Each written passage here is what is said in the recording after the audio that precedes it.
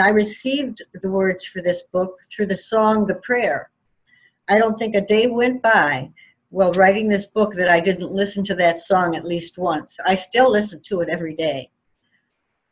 It is my belief that within the melody and the lyrics were the words for the book Symbiosis. It is a story of my childhood, my life, and how I survived in a world I've never felt a part of. Raised in a family that still keeps secrets, protects and defends its molesters, and silences the innocent, even using death threats. I share my multiple abusive marriages and the way I viewed myself for most of my life. I actually used the word scar tissue when describing myself.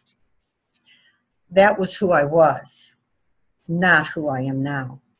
The title and the cover of my book, Symbiosis, were both given to me by Mr., a name that I gave the pilot of the ship in 1961.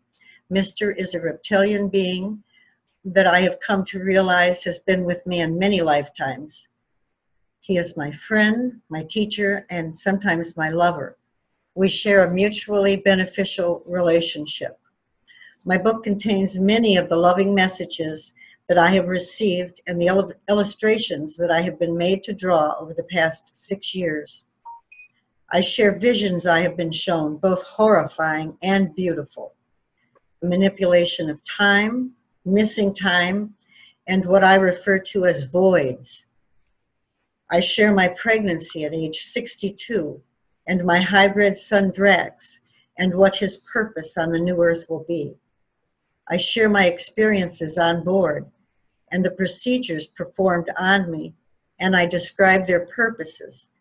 I write of Mr., the Greys, and the Nice One, a female hybrid on board that showed me love and compassion.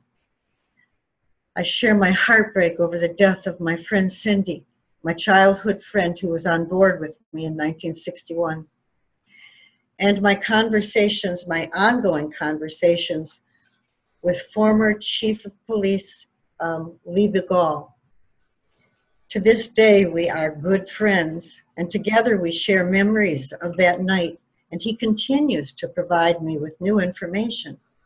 He even gave me the name of the person driving the car that was immobilized, Officer Martin Cohn, an off-duty officer that had called in on the two-way radio and stated, "Strange object overhead."